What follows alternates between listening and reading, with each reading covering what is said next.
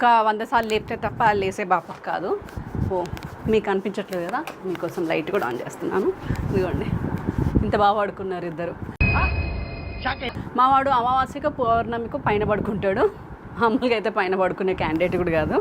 And అబ్బాయిల rooms first వీళ్ళని లేపే ముందు రూమ్ చూపిస్తాను.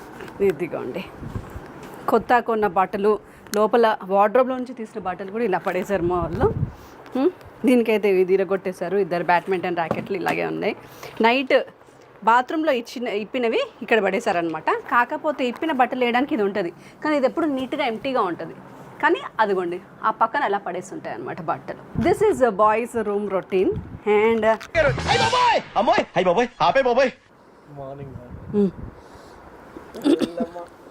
అది ఎగ్జామ్ ఉంది తెలుసు కదా, ఇంకో ఇయర్ రాస్తాడట ఎగ్జామ్. ఓకే, అయితే ఈ 1 year అంతా కూడా నువ్వు కింద వాచ్మెన్ లేడంట, మనకి 2 తక్కువ ఉన్నారట.